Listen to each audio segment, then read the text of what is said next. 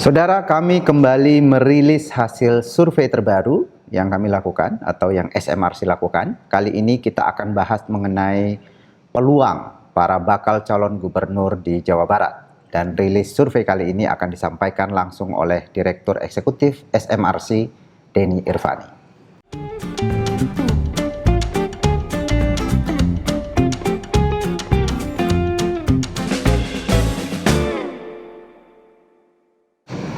Mas Denny, apa kabar? Halo Mas Ediman, gimana? Ya, ini menarik ini Mas Denny, bahwa setelah kita keluar dari pemilihan umum 2024, pemilihan legislatif dan pemilihan presiden, sekarang ini publik sedang membicarakan mengenai proses menuju pemilihan kepala daerah serentak yang akan dilakukan pada bulan November 2024. Dan sekarang ini prosesnya adalah kita lihat partai-partai politik mulai melakukan penjajakan ya, pertemuan antar partai dan kemudian melihat potensi para tokoh di berbagai daerah. Nah, ini menarik, tentu publik ingin tahu peluang para tokoh-tokoh atau nama-nama yang muncul di daerah masing-masing ya dalam pemilihan kepala daerah ke depan. Dan salah satu daerah yang mungkin akan menarik perhatian publik nasional adalah daerah besar seperti Jawa Barat. Kita tahu bahwa Jawa Barat ini adalah wilayah dengan populasi penduduk yang paling banyak ya, di antara provinsi yang lain, sekitar 16-17% dari total populasi nasional. Ada banyak tokoh yang mulai muncul dibicarakan di sana. Nah, kita ingin tahu Mas Denny, peluang dari tokoh-tokoh ini atau bagaimana petanya sekarang menjelang bulan Agustus pendaftaran para bakal calon kepala daerah di seluruh Indonesia. Silakan Mas Denny. Baik, makasih Mas Ediman. Ya, Jawa Barat itu memang wilayah yang sangat menarik, punya daya tarik yang luar biasa. Pertama karena jumlah pemilihnya sangat besar, 35,7 juta pemilih yang terdaftar. Kemudian di samping itu juga dari pengalaman Jawa Barat ini memang terlihat sebagai wilayah yang cukup volatile gitu ya.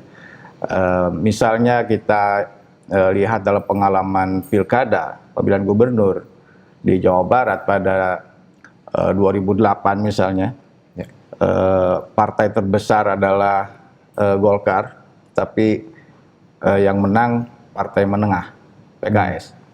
Lalu 2013 Pilgub di Jawa Barat kembali dimenangkan oleh calon dari PKS, partai menengah bersama dengan partai-partai kecil. Ya. Calon dari partai besarnya, Partai Demokrat saat itu kalah. Ya. Selanjutnya berulang di 2018 juga begitu. Calon dari partai yang besar, yaitu PDI Perjuangan, juga kalah oleh partai gabungan partai-partai kecil. Jadi tidak berbanding lurus antara hasil pemilu legislatif dengan pemilihan gubernur. Di Jawa Barat ini pada pemilu 2024 kita tahu ada ada 4 partai lah kira-kira yang punya kursi paling banyak. Ada Gerindra, kemudian Golkar, PKS, dan PDI Perjuangan. Tapi catatannya jumlah kursi yang dimiliki partai itu tidak cukup untuk bisa mencalonkan sendiri. Mereka harus berkoalisi gitu ya. Namun paling tidak kita bisa menghitung dari komposisi kursi yang ada, bisa saja maksimal ada 4 calon misalnya, karena ada 4 poros koalisi partai politik. Nah, kita memang belum ada yang definitif ya calon-calon itu, tapi ada pemberitaan yang kita bisa saksikan. Misalnya Gerindra disebut-sebut akan mencalonkan kadernya, Pak Deddy Mulyadi. Sebetulnya dia dulu kader Golkar, tapi kemudian pindah ke Gerindra.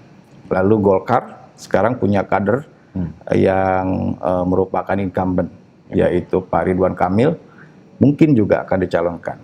PKS kita melihat masih belum mengerucut, ada sejumlah nama, tapi diantaranya kita mendengar Pak Haru Suwandaru sebagai ketua DPW PKS juga akan dimajukan kemungkinan. PDI Perjuangan juga begitu, masih menggodok sejumlah nama, ada nama Ono Surono di sana. Tapi pada prinsipnya belum ada yang definitif ya. Jadi kemungkinan itu bisa saja terjadi. Termasuk Partai Golkar kita tahu masih mempertimbangkan apakah Ridwan Kamil akan dimajukan dalam Pilkada Jawa Barat atau bahkan di Jakarta. Itu berita yang berkembang semacam itu. Dan di partai-partai lain juga ada banyak sekali nama tokoh-tokoh yang sedang dipersiapkan. Dari PKB, ada Syaiful Huda, kemudian di PAN ada nama Bima Arya, kita tahu, kemudian ada Saan Mustafa dari Nasdem, ada Selika dari Demokrat, ada juga Wakil Gubernur incumbent Pak UU dari P3, dan ada sejumlah nama-nama yang lain. Nah, karena itu ini menarik kita cermati bagaimana dari sisi pemilih sendiri mereka punya preferensi seperti apa kepada tokoh-tokoh yang mungkin akan maju dalam pemilihan gubernur Jawa Barat itu. Nah, karena itu kita melakukan survei opini publik di Jawa Barat pada 27 Mei sampai 2 Juni ya 2024, ini baru selesai dan kita rilis pada hari ini. Sebelumnya saya perlu jelaskan bagaimana metodologi survei yang kita lakukan. Jadi populasi survei adalah seluruh warga negara Indonesia di Provinsi Jawa Barat yang punya hak pilih.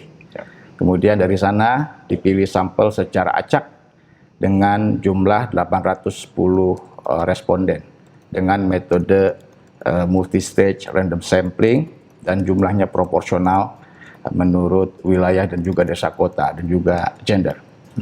Toleransi kesalahan survei diperkirakan plus minus 3,5% pada tingkat kepercayaan 95%. Nah, semua responden diwawancara lewat tatap muka, dan kita juga selalu melakukan quality control ya, dengan mendatangi kembali responden yang telah diwawancara untuk memeriksa validitas data yang kita kumpulkan, dan dalam quality control kita tidak menemukan kesalahan yang berarti.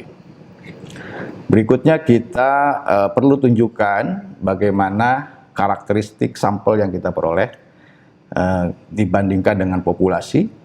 Kita lihat di sini dari sisi gender itu sangat proporsional di populasi 50,3%, begitupun di sampel. Laki-laki perempuan 49,7%, dan di sampel juga 49,7% seperti populasi. Begitupun dari sisi desa kota, usia, pendidikan, agama, etnisitas, semua diproporsionalkan. Kita lakukan pembobotan sedemikian sehingga data itu bisa menyerupai ya, karakteristik populasi. Kemudian juga dari sisi wilayah, sampel kita tersebar di seluruh kabupaten kota di Jawa Barat, ada 27 kabupaten kota, dan jumlahnya proporsional ya.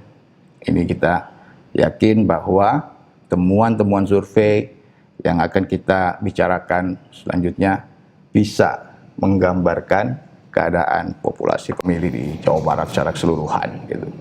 Nah, kita langsung masuk ke temuan survei ini tentang peluang para calon, preferensi pemilih kepada calon. Dalam kondisi belum ada calon yang definitif, maka pengukuran terhadap preferensi pemilih harus dibuat seinklusif mungkin. Nah, karena itu kita melakukan pengukuran yang paling inklusif melalui pertanyaan yang kita sebut dengan pertanyaan terbuka atau kita kenal dengan top of mind gitu ya. Nah, apa itu? Yaitu menanyakan pilihan masyarakat pemilih kepada bakal-bakal calon gubernur tanpa diberikan daftar nama. Jadi mereka menjawab secara spontan. Seandainya pemilihan langsung gubernur Jawa Barat diadakan sekarang ini, begitu kita tanyakan kepada responden, siapa yang akan ibu atau bapak pilih sebagai gubernur. Nah, dari pertanyaan spontan ini tanpa diberikan daftar nama calon, kita memperoleh informasi. Pertama, masih ada cukup banyak ya, separuh dari pemilih di Jawa Barat yang belum bisa menyebut secara spontan. Itu artinya indikasi bahwa pilihan masih cukup cair. Ini juga terkait dengan belum adanya calon yang definitif. Oke. Ya. Tetapi juga menarik kita perhatikan dari nama-nama yang disebut oleh responden atau masyarakat yang kita wawancara, kelihatannya hanya ada 2 nama yang cukup menonjol. Pertama di atas adalah Ridwan Kamil dengan elektabilitas di top of mind 25,2%. Ya. Kemudian di posisi kedua ada Deddy Mulyadi dengan dukungan 16,3%. Setelah 2 nama itu kita tidak melihat ada nama yang cukup menonjol. Dukungannya di bawah 2%, ada Bima Arya di sana 1,3%, lalu ada Deddy Mizwar 0,9%, dan nama-nama lain ada banyak sekali disebut, tetapi angkanya di bawah 0,9%. Jadi untuk supaya ringkas, kita gabungkan saja dukungan kepada nama-nama yang banyak itu, yang jumlah dukungan yang sedikit itu jumlahnya 6,1%. Ya.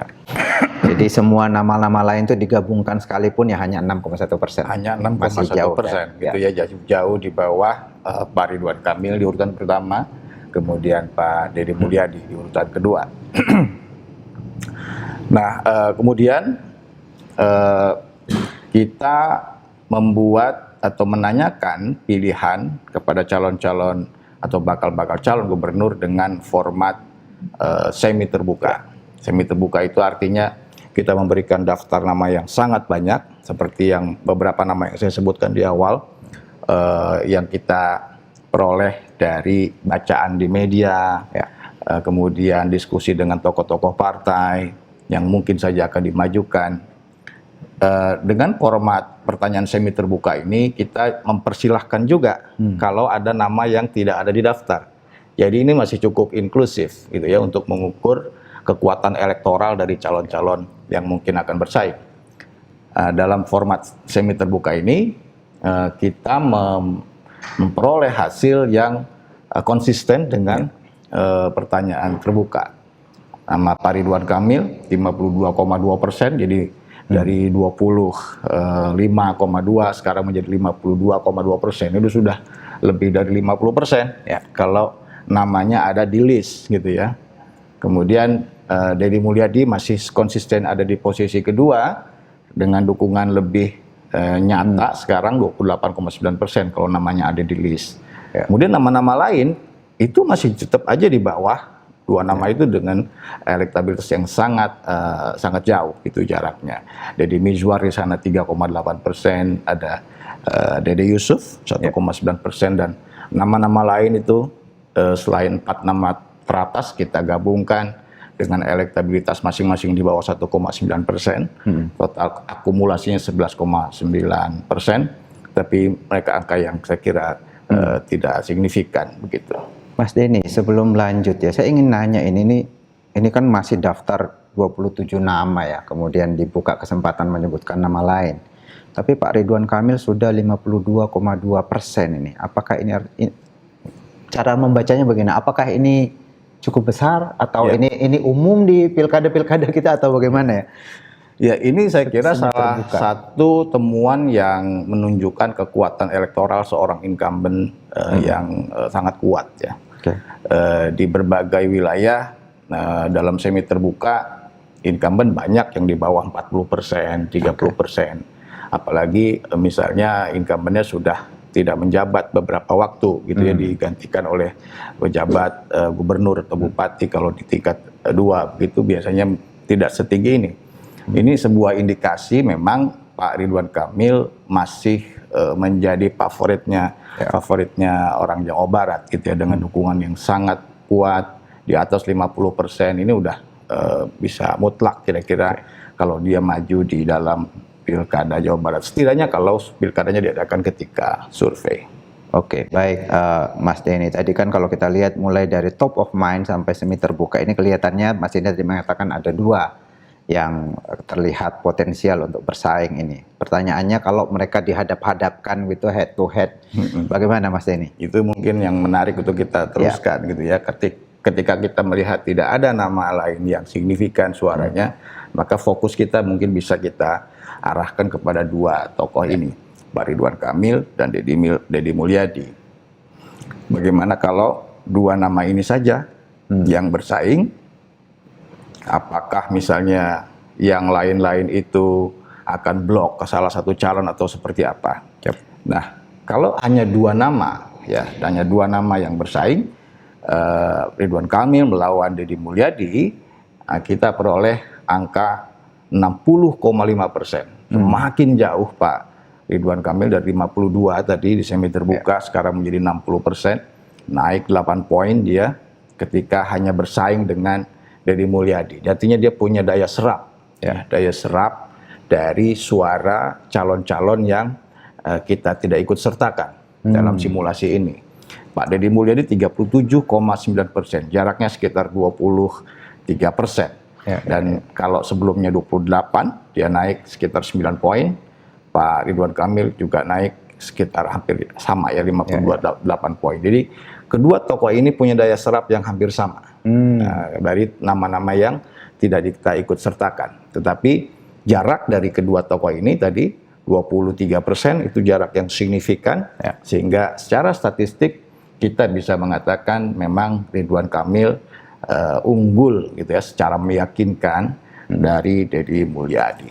Jadi ini sangat menarik ya Mas Denny, bahwa kita lihat di sini bahwa Ridwan Kamil ini sangat unggul ya. Bahkan tadi di simulasi semi terbuka sudah di atas 50%. Jadi ini menarik sekali. Head to head sudah 60%. Pertanyaannya, saya menduga di daerah-daerah lain Mas Denny ini tidak sebesar ini. Pertanyaannya yang mungkin ya para penonton, apa yang menyebabkan orang seperti Ridwan Kamil ini begitu tinggi elektabilitasnya di Jawa Barat? Ya, kita pakai pendekatan rasional. Di sini kita dalam survei, selain menanyakan pilihan kepada calon-calon gubernur, kita juga minta masyarakat mengevaluasi kinerja gubernur. Pak Ridwan Kamil dalam hal ini sebagai gubernur Jawa Barat. Apakah ini konsisten begitu ya dengan elektabilitasnya yang tinggi? Nah, kita lihat bagaimana masyarakat Jawa Barat menilai kerja dari Ridwan Kamil sebagai gubernur. Kita menanyakan seberapa puas, apakah sejauh ini sangat puas, cukup puas, kurang puas, atau tidak puas sama sekali dengan kerja Ridwan Kamil sebagai gubernur Jawa Barat. Angkanya sangat tinggi sekali, Mas Saidiman. Ada kalau digabungkan kategori sangat puas dengan cukup puas, itu mencapai 86%. Ini cara yang selalu kita lakukan dalam setiap survei. Kita ingat misalnya Pak Jokowi approval ratingnya paling tinggi di angka 82 waktu itu ya. Nah ini saya kira di atas itu 86%. Jadi sebuah modal yang sangat besar bagi Ridwan Kamil untuk bisa misalnya kalau dia maju lagi gitu ya. Itu ini juga yang menjelaskan mengapa tadi elektabilitasnya mencapai 60%, itu pun lawan head to head dengan lawan terkuat. Ya, apalagi kalau lawannya tidak sekuat Pak Deddy Mulyadi misalnya, pasti bisa akan melebihi elektabilitas yang 60% tadi. Dan karena itu saya kira wajar kalau elektabilitas Pak Ridwan Kamil sangat tinggi. Dan untuk menguji ya seberapa tinggi penerimaan dan resistensi terhadap seorang incumbent, kita juga menanyakan apakah masyarakat Jawa Barat dalam hal ini menginginkan atau tidak menginginkan kembali ya Pak Ridwan Kamil sebagai gubernur Jawa Barat. Nah ini angkanya luar biasa, ada 73% masyarakat warga Jawa Barat, sekitar 73% masih menginginkan Pak Ridwan Kamil kembali menjadi gubernur Jawa Barat. Ini angka yang saya kira konsisten ya dengan positifnya penilaian masyarakat terhadap kerja Pak Ridwan Kamil ini. Berarti yang resisten di sini sekitar 23%? Ya, 23% itu mungkin akan sulit di-grab oleh Pak Ridwan Kamil, tetapi bagaimanapun angkanya jauh sekali dibanding yang masih menginginkan. Oke, Mas Denny, ini juga sangat menarik. Cuman kalau kita lihat, katakanlah dua nama itu tadi, Pak Ridwan Kamil dengan Deddy Mulyadi, ini fenomenal juga sebenarnya keduanya. Pertama, Pak Ridwan Kamil sebelumnya kan dia tidak berpartai. Ya. Baru-baru ini saja masuk ke Partai Golkar. Sementara Deddy Mulyadi awalnya adalah kader Partai Golkar dan sekarang pindah ke Partai Gerindra. Mungkin menarik juga kita lihat Mas Denny, bagaimana para pemilih partai-partai itu, terutama Gerindra dan Golkar ya. Kita tahu juga Pak Ridwan Kamil juga sebelumnya agak dekat dengan Gerindra kan. Betul. Jadi bagaimana sekarang fenomena atau kecenderungan para pemilih partai terhadap melihat tokoh ini yang punya dinamika soal kepartaian ini. Satu baru masuk, ya satu juga baru masuk pindah dari Partai Golkar ke Partai Gerindra. Bagaimana arah dukungan masa pemilih partai kepada betul. dua nama ini. Maka itu kita menarik betul kita lihat lewat analisis cross tabulasi pilihan kepada calon gubernur menurut masa pemilih partai.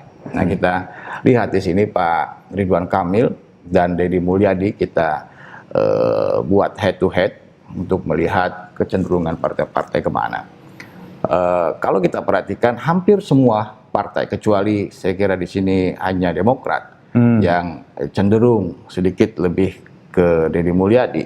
Di luar Partai Demokrat, semua partai, bukan hanya Golkar, PKB, Gerindra, PDI Perjuangan, kemudian Nasdem, PKS, PAN, P3, kita lihat di sana lebih mayoritas gitu di atas 50% memberikan dukungan kepada Ridwan Kamil ketimbang Deddy Mulyadi. Ini artinya Pak Ridwan Kamil dukungannya lintas pemilih partai, meskipun dia berasal dari kader Partai Golkar, tapi bukan hanya mereka yang memilih Partai Golkar saja yang mendukung Pak Ridwan Kamil, pemilih PKS termasuk memberikan dukungan yang cukup besar atau sangat besar ya, 70%. Misalnya kita lihat di sini PAN 75%, pemilih P3 76%. Nah, memang P3 sebelumnya juga dukung Pak Ridwan Kamil ya dalam dan gubernur pada 5 atau 6 tahun yang lalu. Pemilih PKB juga, ini pendukung Pak Ridwan Kamil yang lama, itu masih setia kepada Ridwan Kamil ketimbang Pak Deddy Mulyadi. Termasuk pemilih Gerindra. Nah, pemilih Gerindra pun masih sedikit ya, saya kira mungkin tidak signifikan bedanya 52 banding 48. Tetapi bagaimanapun ini angka yang mungkin tidak di luar ekspektasi orang, bahwa ternyata pemilih Gerindra pun tidak loyal sepenuhnya kepada calon yang berasal dari partainya, begitu ya. Ada 52% ke Ridwan Kamil dan 48% ke Deddy Mulyadi. Ini menarik. Ya, menarik sekali Mas Denny. Jadi kesimpulannya adalah kalau kita potret sekarang perilaku pemilih di Jawa Barat, kita melihat bahwa peluang Ridwan Kamil ini jauh lebih di atas dibanding calon-calon lain. Mulai dari top of mind yang sudah 25%, kemudian simulasi semi terbuka yang sudah di atas 50%, head to head dengan lawan terdekatnya Deddy Mulyadi itu sudah 60-an persen. Jadi kita lihat di sini dari sisi itu Ridwan Kamil paling potensial dan pesaing terdekatnya adalah Deddy Mulyadi tadi ya. Dari Gerindra. Dari Gerindra. Dan kita juga lihat tadi kalau kita bertanya kira-kira apa yang menyebabkan Pak Ridwan Kamil begitu besar peluangnya untuk terpilih kembali, ini karena kinerjanya diapresiasi sangat besar di Jawa Barat ya. Ada 86% warga yang merasa puas dengan kinerja Pak Ridwan Kamil. Jadi ini faktor utama, karena itu kemudian ada 73% yang menginginkan Ridwan Kamil kembali memimpin Jawa Barat. Yang menarik juga di sini bahwa ternyata dukungan pada Ridwan Kamil ini lintas partai. Hampir semua masa pemilih partai itu dukungannya ke Ridwan Kamil, kecuali Partai Demokrat tadi. Itu pun cukup terbagi, 55 dengan 45. Sangat dekat. Nah, saya kira kita melihat di sini bahwa kalau katakanlah partai Pak Ridwan Kamil sekarang mengajukan Ridwan Kamil sebagai calon di Jawa Barat, itu artinya Golkar berpeluang besar, tidak hanya menang secara popular vote di pemilihan legislatif di Jawa Barat, tapi juga potensial untuk memenangkan pemilihan kepala daerah di Jawa Barat. Kalau mereka dan bisa jadi pengalaman pertama Golkar menang pilgub di Jawa Barat. Ini yang menarik. Tapi kalau misalnya Pak Ridwan Kamil tidak diajukan, maka yang paling berpeluang adalah kader dari Partai Gerindra, yaitu Deddy Mulyadi. Saya kira itu kesimpulan kita, Mas Denny. Ya. Betul sekali, terima kasih. Siap, makasih banyak. Kita akan ketemu kembali dalam rilis survei SMRC selanjutnya. Terima kasih.